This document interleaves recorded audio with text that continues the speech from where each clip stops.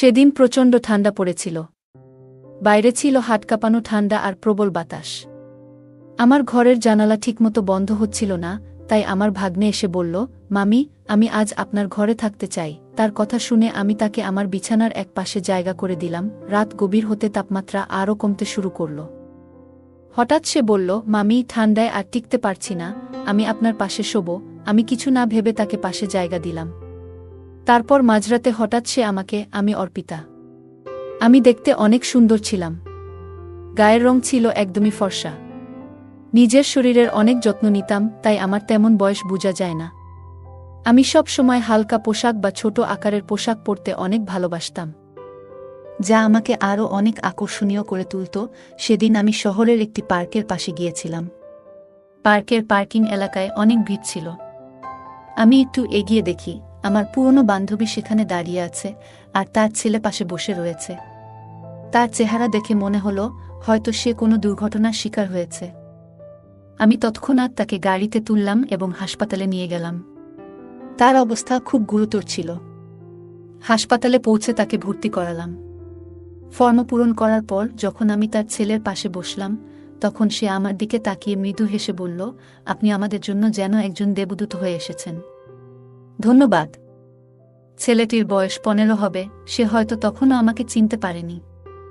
আমি তাকে বললাম, আমি তোমার মায়ের পুরনো বন্ধু। আমার এই কথা শুনে সে একটু স্বস্তি পেল। এরপর আমি তাদের পাশে থেকে যতটা সম্ভব সাহায্য করার চেষ্টা করলাম। সেদিনের সেই মুহূর্ত আমার জীবনে খুবই স্মরণীয় হয়ে থাকবে। এটা আমাকে আরও একবার মনে করিয়ে দিয়েছে জীবন কতটা অনিশ্চিত, আর সাহায্যের হাত বাড়িয়ে দেওয়া কতটা জরুরি। আমার নাম ঈশান। আমি সেদিন তোমার সঙ্গেই দেখা করতে যাচ্ছিলাম, কিন্তু পথে একটি মর্মান্তিক ঘটনা ঘটে গেল। আমার বান্ধবীর ছেলে বলল, হাসপাতালে পৌঁছে যখন তোমার মায়ের খবর জানতে চাইলাম, তখন তুমি ভয় আর অশ্রুতে ভেঙে পড়েছিলে। আমাকে জড়িয়ে ধরে তুমি কাঁপা গলায় বলেছিলে, মামি, মা তো ঠিক হয়ে যাবেন, তাই না? ডাক্তাররা তোমাকে ভেতরে নিয়ে গেল কেন? মায়ের কিছু হবে না তো? তার এই প্রশ্নগুলো যেন আমার হৃদয়কে বিদ্ধ করছিল। আমি তার মাথায় হাত রেখে বললাম, চিন্তা করো না, আমরা সবাই তোমার মায়ের পাশে আছি, কিছুই হবে না। আমার কথা শুনে সে একটু শান্ত হল। কিছুক্ষণ পর ডাক্তার বাইরে এলেন এবং আমাকে একান্তে তার কেবিনে ডেকে নিলেন। আমি আশঙ্কার সাথে তার কথা শুনছিলাম। ডাক্তার জানালেন তার মায়ের মাথায় আঘাত লেগেছে, আর সেই আঘাতের কারণে তিনি কোমায় চলে গেছেন। তার কথা শুনে আমি স্তব্ধ হয়ে গিয়েছিলাম। ডাক্তার আমাকে জানালেন যে আমার বন্ধু বৈশালীকে পুরোপুরি সুস্থ হতে সময় লাগবে, কয়েকদিন, কয়েক মাস বা এমনকি কয়েক বছরও। তার অবস্থার গুরুত্ব বিবেচনা করে তাকে আইসিইউতে রাখা হয়েছে। ডাক্তারদের কথা শোনার পর আমি বাইরে এসে বৈশালীর ছেলের সঙ্গে কথা বললাম। তাকে বললাম, ডাক্তার বলেছেন তোমার মায়ের চিকিৎসা চলবে, আর তাকে কিছুদিন হাসপাতালে থাকতে হবে। আমার কথা শুনে সে উদ্বিগ্ন হয়ে বলল, তাহলে আমি কোথায় থাকব? মা যদি এখানে থাকেন, আমি একা কিভাবে থাকব? আমি তাকে আশ্বস্ত করে বললাম, তুমি চিন্তা করো না, যতদিন তোমার মা সুস্থ না হন তুমি আমার সঙ্গেই থাকবে। তোমার মায়ের জন্য হাসপাতালের সমস্ত দায়িত্ব আমি নেব, কারণ সে আমার খুব কাছের একজন বন্ধু। এরপর আমি জানতে চাইলাম, তোমার বাবার কথা কি ভাবছ? তিনি কোথায় আছেন? সে মাথা নিচু করে বলল, মায়ের সঙ্গে বাবার ঝগড়া হয়েছিল। তারপরে মা রাগ করে আমাকে নিয়ে এখানে চলে এসেছিলেন। আমি বাবার কাছে ফিরে যেতে পারবো না, কারণ তার কাজ বাইরে, আর তিনি এখন কোনো গ্রামে আছেন তাও জানি না। এমনকি আমি নিজেও তার সঙ্গে দূরত্ব বজায় রেখেছি। হয়তো তিনি আমার উপর রাগ করেছেন। আমি তাকে বললাম, তুমি এসব নিয়ে চিন্তা করো না, যতদিন তোমার মা সুস্থ না হন তুমি আমার সঙ্গেই থাকবে। আমরা একসঙ্গে সবকিছু সামলাব। তারপর আমরা দুজনেই হাসপাতালের পরিবেশে থাকতে পারছিলাম না, তাই আমি একজন নার্সের সঙ্গে কথা বললাম এবং তার সাহায্য চাইলাম যাতে বৈশালীর চিকিৎসার প্রক্রিয়া সঠিকভাবে এগিয়ে যায়। বৈশালীর চিকিৎসার দায়িত্ব নেওয়ার পর বুঝতে পারলাম হাসপাতালে দীর্ঘ সময় থাকা আমার পক্ষে সম্ভব নয়, কারণ আমার কাজের দায়িত্বও ছিল। তাই আমি তার ছেলে ঈশানকে আমার বাড়িতে নিয়ে এলাম।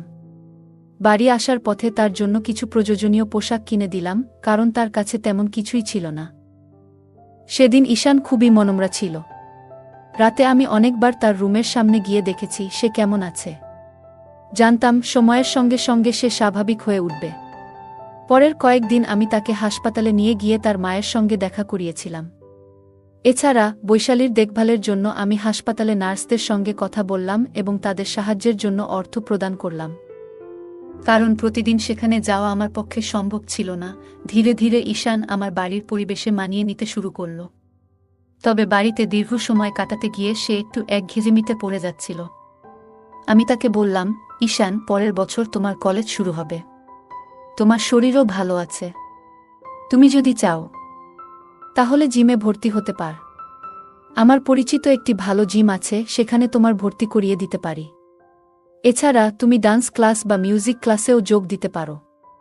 এতে তোমার সময় ভালো কাটবে এবং একঘেয়েমি দূর হবে। প্রথমে সে দ্বিধা করলেও আমার উৎসাহে সে জিম এবং ক্লাসে যোগ দিল। ধীরে ধীরে সেখানে তার নতুন বন্ধুরা তৈরি হল এবং তার মন ভালো হতে লাগল। ঈশান এখন নিজের জন্য আরও যত্ন নেওয়া শুরু করল। জীবন নিয়ে তার দৃষ্টিভঙ্গি ধীরে ধীরে বদলে যাচ্ছিল। আমার মনে হল সে কেবল তার শৈশবের কঠিন সময়গুলো কাটিয়ে উঠছিল এবং তার সামনে একটি নতুন ভবিষ্যৎ অপেক্ষা করছিল। ঈশান ধীরে ধীরে আমার জীবনে একটি গুরুত্বপূর্ণ অংশ হয়ে উঠছিল। সে শুধু আমার কথা শুনে তা নয়, আমার প্রতিটি কাজেও সাহায্য করত।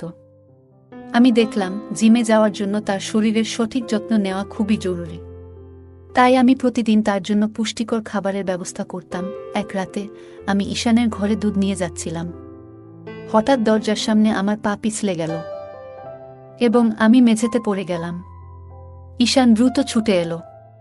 সে আমাকে সাহায্য করে দাঁড় করালো এবং নিজের ঘরে নিয়ে গিয়ে আমাকে বিছানায় শুইয়ে দিল।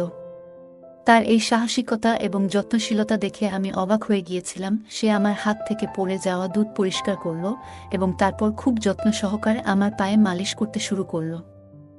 আমি তার দিকে তাকিয়েছিলাম। একটা 15 বছরের ছেলের মধ্যে এতটা পরিপক্কতা আমি কখনো ভাবিনি। আমার বয়স তখন 32। জীবনে এমন একজন মানুষ আগে কখনো দেখিনি যে এতটা যত্নশীল আর দায়িত্বশীল। ঈশান তার বয়সের তুলনায় অনেক বেশি পরিণত ছিল। তার কাজ করার ধরন, তার দায়িত্ববোধ সবকিছুতেই একটা বিশেষত্ব ছিল। পায়ে মালিশ করার সময় আমি মৃদু হেসে বললাম, ঈশান, আমি তো তোকে সবসময় ছোট মনে করতাম, কিন্তু আজ তুই প্রমাণ করলি যে তুই কতটা দায়িত্ববান। তোর এই পরিণত আচরণ আমাকে সত্যিই অবাক করেছে। সেদিন আমি প্রথম বুঝলাম, মানুষের বয়স নয়, তার মন এবং কাজ করার দক্ষতাই তাকে আলাদা করে তোলে। ঈশানের এই যত্নশীলতা আমার জীবনে নতুন এক সম্পর্কের ভিত্তি তৈরি করল, যা শুধুই বিশ্বাস এবং পারস্পরিক সম্মানের উপর দাঁড়িয়েছিল। ঈশান ধীরে ধীরে তার জীবনকে নতুন পথে নিয়ে যাচ্ছিল। তার জিমে যাওয়া এবং নিয়মিত পুষ্টিকর খাবার গ্রহণের ফলে সে শরীরে শক্তি এবং মনে আত্মবিশ্বাস অর্জন করছিল। একদিন মজা করে আমি তাকে বললাম, ঈশান, এত শক্তি তোর কোথা থেকে আসে? তুই কি খাস যে এত তাড়াতাড়ি এত শক্তিশালী হয়ে গেছিস? সে হেসে বলল, মামি, আমি এখন আর ছোট নেই। আমি বড় হয়ে গেছি। তুমি আমাকে এবং আমার মাকে যেভাবে সাহায্য করেছেন তার জন্য আমি তোমার কাছে চিরকৃতজ্ঞ। আমি এখন তোমার জন্য কিছু করতে চাই। তার এই কথাগুলো আমাকে স্পর্শ করল। ঈশান তার কৃতজ্ঞতা প্রকাশ করার পাশাপাশি আমাকে সম্মানও জানাচ্ছিল। এরপর সে আমাকে বলল, মামি, যদি তোমার কোনো আপত্তি না থাকে, আমি রাতে তোমার ঘরে থাকতে পারি? যদি তোমার কোনো সাহায্যের প্রয়োজন হয়, আমি পাশে থাকব। ঈশান সত্যিই খুব যত্নশীল এবং সাহায্যপ্রবণ ছেলে। আমি তার প্রস্তাবে সম্মতি দিলাম। বাড়িতে আমি একাই থাকতাম, তাই আরামের জন্য হালকা পোশাক পরার অভ্যাস ছিল। ঈশান বাড়িতে থাকার সময়ও আমি আমার স্বাভাবিক অভ্যাসে কোনো পরিবর্তন আনিনি। রাতে ঈশান মৃদু স্বরে বলল, মামি, আমাদের জিম ক্লাসে অনেক মেয়ে আসে যারা স্টাইলিশ পোশাক পরে, কিন্তু আমি কখনো তাদের নিয়ে তেমন কিছু ভাবিনি, কারণ তারা তোমার থেকে তুলনামূলকভাবে কম সুন্দর মনে হয়। তুমি সত্যিই খুব সুন্দর। তোমার পরা পোশাক সব সময় তোমার ব্যক্তিত্বকে আরও আকর্ষণীয় করে তোলে। তার এই সোজাসাপটা এবং প্রশংসাসূচক কথা শুনে আমি মৃদু হেসে বললাম, তোর কথা শুনে ভালো লাগলো ঈশান। সেদিন আমি বুঝলাম, ঈশান শুধু শারীরিকভাবে নয়, মানসিকভাবেও অনেক পরিণত হয়েছে। তার এই প্রশংসা এবং কৃতজ্ঞতার অনুভূতি আমাদের সম্পর্ককে আরও গভীর ও বিশ্বাসভিত্তিক করে তুলল। একদিন সন্ধ্যায় ঈশান আমার কাছে এসে বলল, মামি, তুমি আমার জন্য যা করেছ তার জন্য আমি সত্যিই কৃতজ্ঞ। আমি মৃদু হেসে তার মাথায় হাত বুলিয়ে বললাম, তুই এত প্রশংসা করিস না। এখন ঘুমিয়ে পড় সকালে তোকে ক্লাসে যেতে হবে আর আমাকে অফিসে। ঈশান মিষ্টি হেসে আমাকে জড়িয়ে ধরে বলল, ধন্যবাদ মামি। তার এই আলিঙ্গনে ছিল গভীর কৃতজ্ঞতা। আমি তার এই অনুভূতিতে মুগ্ধ হলাম, কিন্তু আমার মনে হলো এটা শুধুই তার ভালোবাসা আর যত্নের বহিঃপ্রকাশ। পরের দিন সকালে আমি অফিস যাওয়ার আগে ঈশানকে তার ক্লাসে নামিয়ে দিলাম। সে সকালবেলায় ক্লাসে যেত আর বিকেলে জিমে। দিনগুলো এইভাবেই চলছিল। কিন্তু কয়েকদিনের মধ্যে আমি লক্ষ্য করলাম ঈশানের আচরণ কিছুটা বদলে গেছে। বিকেলে যখন আমি তাকে জিম থেকে আনতে যেতাম, তখন সে তার বন্ধুদের সঙ্গে কথা বলতো, কিন্তু আমাকে দেখার সময় তার চোখে একটু অস্বস্তি লক্ষ্য করতাম। বাড়িতে ফিরেও তাকে কিছুটা উদাসীন ও বিরক্ত মনে হতো। একদিন আমি তাকে জিজ্ঞাসা করলাম, ঈশান, তুই এত চুপচাপ আর বিরক্ত কেন? কিছু হয়েছে? ঈশান একটু দ্বিধা করে বলল, মামি, সত্যি বলতে তুমি আমার এই চুপ থাকার কারণ। যখন তুমি আমাকে জিম থেকে নিতে আসো, আমার বন্ধুরা তোমাকে নিয়ে কথা বলে। তাদের কথা শুনে আমার খারাপ লাগে। আমি অবাক হয়ে বললাম, কেন খারাপ লাগে? ওরা কি বলে? ঈশান বলল, তারা তোমাকে নিয়ে মজা করে। শুধু আমার বন্ধুরা নয়, বড় ছেলেরাও তোমাকে দেখে। তুমি যেমন আসেন তেমনই থাকো। কিন্তু আমি চাই না তোমার দিকে কেউ তীর্যক দৃষ্টিতে তাকাক, কারণ তুমি আমার জীবনের এক বিশেষ মানুষ, আর তোমাকে আমি সেভাবেই দেখি। তার এই কথা শুনে আমি বিস্মিত হলাম। ঈশানের মধ্যে যে একটা দায়িত্ববোধ আর সুরক্ষার অনুভূতি কাজ করছে, তা আমাকে স্পর্শ করল। আমি তার কাঁধে হাত রেখে বললাম, তুই চিন্তা করিস না, আমি যেমন আছি তেমনই থাকব। তবে তুই এমন কোনো কিছুতে বেশি মন দিস না যা তোকে অস্বস্তি দেয়া। সেদিন বুঝলাম, ঈশান শুধু বড় হওয়া নয়, মানসিকভাবে অনেক পরিণত হচ্ছে। তার এই যত্নশীলতা আমাকে তার প্রতি আরও মমত্ববোধে পূর্ণ করল। সেদিন সন্ধ্যায় ঈশান আমার কাছে এসে তার চিন্তাগুলো শেয়ার করছিল। তার মুখে একটা গভীর চিন্তার ছাপ ছিল। আমি তাকে জিজ্ঞাসা করলাম, তুই এত চিন্তিত কেন? ঈশান একটু ইতস্তত করে বলল, মামি, আমি আসলে বলতে চেয়েছিলাম যে তুমি শুধু আমার আপন। তার এই কথায় আমি একটু হেসে বললাম, এটা তো জানি, কিন্তু তুই এত সিরিয়াস হচ্ছিস কেন? ঈশান লজ্জায় একটু মাথা নিচু করে বলল, আমি আসলে তোমাকে খুব ভালোবাসি, কিন্তু মামি হিসেবে। তুমি আমাকে আর মাকে এত সাহায্য করেছ, সেটা আমি কখনো ভুলতে পারবো না। সেদিন রাতে সে আবার আমার ঘরে এসে ঘুমানোর বায়না করল। কিন্তু আগের দিন রাতে তার ঘুমানোর সময়কার অস্থিরতা দেখে আমি তাকে তার নিজের ঘরে ঘুমানোর কথা বললাম, তুই নিজের ঘরে ভালো করে ঘুমা, আমি তো পাশের ঘরেই আছি। পরের দিন অফিস থেকে ফিরে আমি ঈশানকে জিম থেকে আনতে গেলাম। আগের দিনের তার কথাগুলো মনে পড়ে গেল।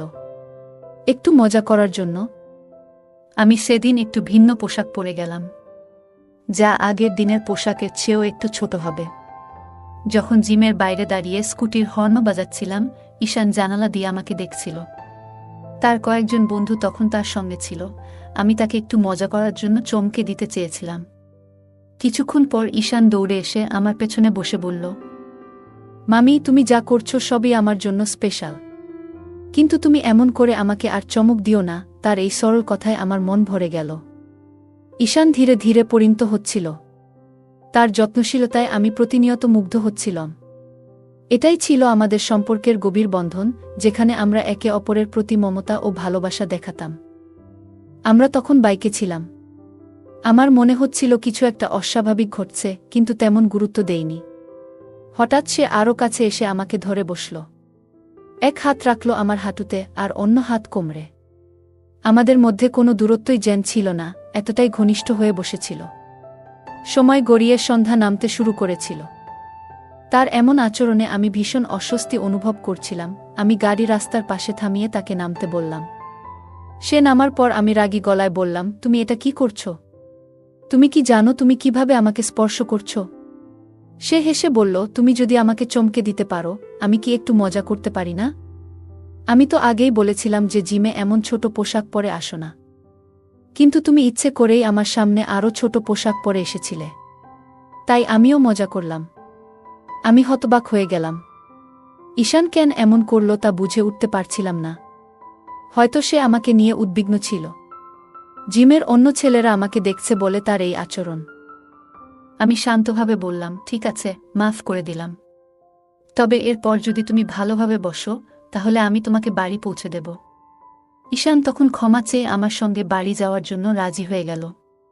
বাড়ি ফেরার পথে তার আচরণ স্বাভাবিক ছিল, ঈশানের আচরণ কিছুদিন ধরে একটু বদলে গিয়েছিল। সে আগে আমার প্রতি খুবই সম্মান দেখাত, তবে হঠাৎ করেই তার চোখে একটা অদ্ভুত পরিবর্তন আমি টের পেয়েছিলাম। মাঝে মাঝে আমি যখন আমার ঘরে কাজ করছিলাম বা তৈরি হচ্ছিলাম, তখন ঈশান কোনো কারণ ছাড়াই ঘরের আশেপাশে ঘুরে বেড়াত। একদিন রাতে আমি যখন নিজের রুমে তৈরি হচ্ছিলাম, তখন হঠাৎ দরজার দিকে চোখ পড়ল। দেখি ঈশান দরজার পাশ থেকে আমাকে দেখছে। আমি সঙ্গে সঙ্গে জিজ্ঞাসা করলাম, তুমি কি করছো এখানে? তুমি কি আমাকে লুকিয়ে দেখছ? সে হেসে বলল, না না, এমন কিছু নয়। মাঝে মাঝে তোমাকে দেখি, এটাতে দোষ কোথায়? এরপর সে বলল, আমি ছোটবেলায় দেখতাম বাবা যখন মায়ের কাছে আসতেন তখন তাকে ভালোবাসার স্পর্শ দিয়ে চমকে দিতেন। বাবা মায়ের চুলে হাত বুলিয়ে আদর করতেন, এবং সেটা তাদের ভালোবাসার প্রকাশ ছিল। এইসব বলতে বলতে ঈশান আচমকা আমার কাছে এগিয়ে এলো এবং আমার হাত ধরে বলল, তোমার চুল খুব সুন্দর। বাবা মায়ের মতো সম্পর্ক সবাই চায়, তাই না? তার চোখে যেন কিছু অদ্ভুত ভাব ফুটে উঠছিল। আমি চুপচাপ দাঁড়িয়েছিলাম এবং তাকে বললাম, তোমার মাথায় ঠিক কি চলছে? এসব কথা এখনই বন্ধ করো। আমি একটু কড়া সুরে বলার পর ঈশান লজ্জিত মুখে সরে গেল এবং বলল, মাফ করো, আমি হয়তো ভুল করেছি। ঈশান আমার হাত ধরে বলল, মামি, তুমি জানো মা বাবার ভালোবাসা দেখে বড় হয়েছি। এখন মা এতদিন অসুস্থ থাকায় আমি সেই মুহূর্তগুলো আর দেখতে পাই না। আমি তাকে বুঝিয়ে বললাম, তোমার মা ঠিক হয়ে যাবে। সবকিছু আবার আগের মতো হয়ে উঠবে। তুমি ধৈর্য রাখো। পরের দিন রাতে ঈশান এসে বলল, মামি, আজ রাতে খুব ঠান্ডা পড়ছে। আমার ঘরের জানালা ঠিকমতো বন্ধ হচ্ছে না। এমন হলে আমি অসুস্থ হয়ে যাব। আজ রাতে তোমার রুমে থাকতে দাও না। আমি তাকে বললাম, তোমার ঘরের জানালাটা দেখে ঠিক করে দিই, কিন্তু সে আমাকে দেখতেও দিল না। সে জোর করে বলল, আমি তোমার রুমেই ঘুমাবো। ঠান্ডায় কাঁপতে কাঁপতে সে আমার পাশে এসে শুয়ে পড়ল। আমি কিছু বলার আগেই দেখলাম সে আমার কম্বলের ভেতরে ঢুকে গেছে। কম্বলের নিচে তার হাত আমার দিকে এগিয়ে এলো। সে ফিসফিসিয়ে বলল, মামি, তুমি জানো তুমি কত সুন্দর, কিন্তু তোমার জীবনে একটাই অভাব, সেটা হলো সঙ্গ।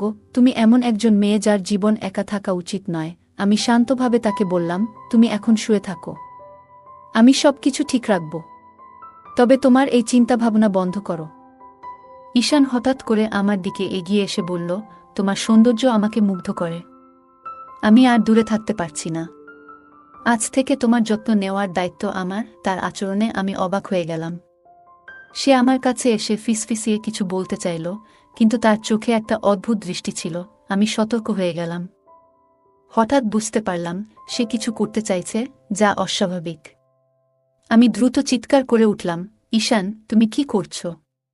এখান থেকে সরে যাও। আমার আওয়াজে পাশের ঘরে থাকা কুলদীপ উঠে এলো। লাইট জ্বালিয়ে সে পরিস্থিতি বুঝতে পারল। কুলদীপ ছিল ঈশানের বাবা, যার সাথে আমার গোপন সম্পর্ক ছিল। সে আমার পাশের ঘরেই আমার জন্য অপেক্ষা করছিল।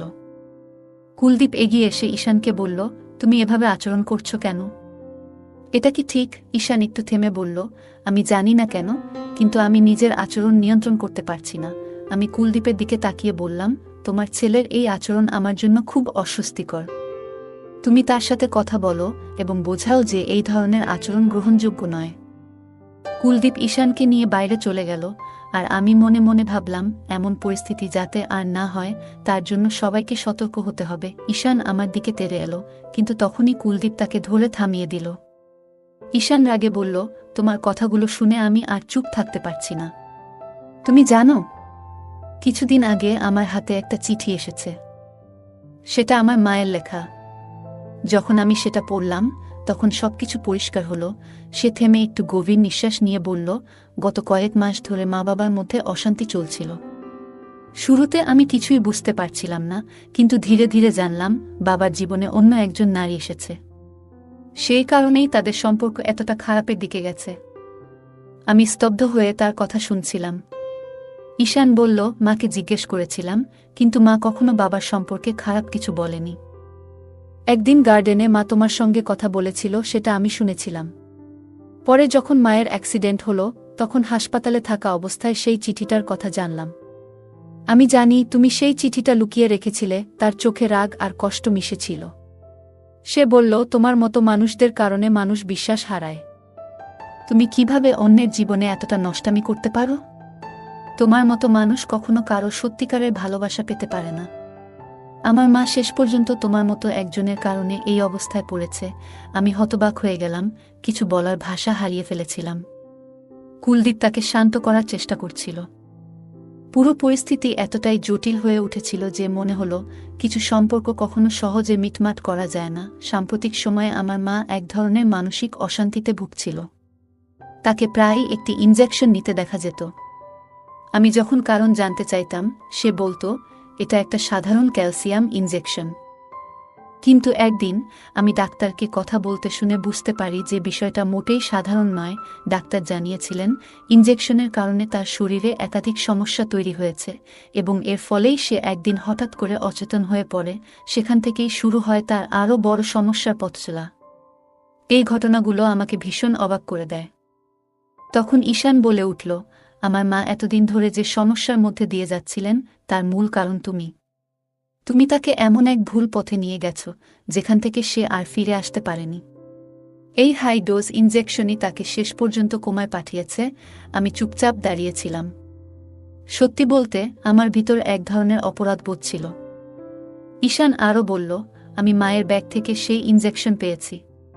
মা শুধু ভুক্তভোগী, তার নিজের কোনো দোষ ছিল না। কিন্তু তোমার ভুলের শাস্তি আজ সে পেয়েছে। এখন সময় এসেছে তুমি নিজেও সেই শাস্তি পাও। তার এই কথাগুলো আমাকে স্তব্ধ করে দিল। আমি বুঝতে পারছিলাম না কি বলবো। আমার মুখ থেকে শব্দ বের হচ্ছিল না। সত্যি বলতে আমিও অনেক বড় ভুল করেছি। তবে এই ভুলের জন্য আমি একা দায়ী নই। কুলদীপও সমানভাবে জড়িত। আমি কুলদীপের প্রতি পাগলের মতো আসক্ত ছিলাম। যদিও জানতাম সে বিবাহিত, তবুও তাকে ছেড়ে যেতে পারিনি। আমাদের সম্পর্কের জটিলতা বাড়তেই থাকে। একসময় আমি ঈশানকে তার মায়ের অভাব পূরণের প্রতিশ্রুতি দিয়েছিলাম এবং কুলদীপও তার স্ত্রী থেকে দূরে থাকার সিদ্ধান্ত নিয়েছিল। কিন্তু বিধাতা যেন আমাদের জীবনে অন্য কিছু লিখেছিলেন। একদিন কুলদীপ আমার দেওয়া আংটিটা ফিরিয়ে দিয়ে বলল, আজ থেকে আমি আমার স্ত্রী এবং ছেলের কাছে ফিরে যাব। আমি তাদের অনেক কষ্ট দিয়েছি, এবার তাদের জন্য কিছু করব। আমাদের সম্পর্ক এখানেই শেষ। আমি কুলদীপের কথা শুনে বোবা হয়ে গিয়েছিলাম। আমাদের জীবনে ঘটে যাওয়া ঘটনাগুলো যেন একটি শিক্ষার মতো ছিল। কিছু সম্পর্ক কখনো মেরামত করা যায় না। কুলদীপ বলল, আমি আর আমার ছেলেকে কোনো দুঃখ দিতে চাই না। যদি আবার তাদের কষ্ট দিই তবে ঈশ্বর আমাকে ক্ষমা করবেন না। আমার স্ত্রী আমাকে এমন এক অপরাধী বানিয়েছে যার বোঝা আর আমি বহন করতে পারছি না। তুমি দয়া করে আমার জীবন থেকে সরে যাও। আর কখনো কোনো বিবাহিত মানুষের সঙ্গে সম্পর্ক গড়ে তুলো না। সেদিন কুলদীপ আমাকে ছেড়ে চলে গেল। আমি আবার একা হয়ে পড়লাম। আমার এই একাকিত্বের পেছনে ছিল আমার নিজের স্বার্থপরতা আর মিথ্যা অহংকার। আমি এতটাই কুলদীপের প্রেমে অন্ধ হয়ে গিয়েছিলাম যে কখনো ভাবিনি তার স্ত্রী আর সন্তান আছে। আমি যদি কুলদীপের জীবনে প্রবেশ করি তবে তার পরিবারের কি হবে, এই কথাগুলো আগে ভাবলে হয়তো আজ আমাকে এই অনুশোচনার ভার বইতে হতো না। কুলদীপ তার পরিবারের কাছে ফিরে গেল, কিন্তু আমার হৃদয় থেকে তাকে সরানো সম্ভব হল না। আমি নিজেও জানতাম না এই একতরফা প্রেম আমাকে কোথায় নিয়ে যাবে। মানুষ সবসময় অন্যের থেকে কিছু ছিনিয়ে নিতে চায়, কিন্তু এর ফলে সে কখনোই সুখী হয় না। হোক সেটা খাবারের টুকরো বা কারো ভালোবাসা। যতই হিংসা করো, ঈশ্বর ততই আমাদের আরও অসন্তুষ্ট রাখেন। আজকের এই গল্প থেকে আমরা শিখি যে সত্যিকারের অধিকার যার, সে তা একদিন ফিরে পায়। আর অন্য কারো সুখ কেড়ে নেওয়ার চেষ্টা করলে তার ফলাফল কখনোই ভালো হয় না। কুলদীপ তার প্রকৃত অধিকার ফিরে পেল, আর অর্পিতা একাকিত্বে ডুবে গেল। মানুষ অন্যের কাছ থেকে যা ইচ্ছা কেড়ে নিতে পারে, কিন্তু ভাগ্যকে কখনো বদলাতে পারে না। তাই আমাদের উচিত নিজের যা আছে তাতেই সন্তুষ্ট থাকা। অন্যের সুখ দেখে ঈর্ষা না করে নিজের জীবনে ইতিবাচক চিন্তা রাখা। বন্ধুরা, এই গল্পটি কেমন লাগলো? যদি ভালো লেগে থাকে তাহলে ভিডিওটি লাইক করুন এবং আমাদের চ্যানেলটি সাবস্ক্রাইব করুন। সাথেই থাকুন নতুন গল্পের জন্য। আর নোটিফিকেশন পেতে বেল আইকনটি চাপুন। ধন্যবাদ।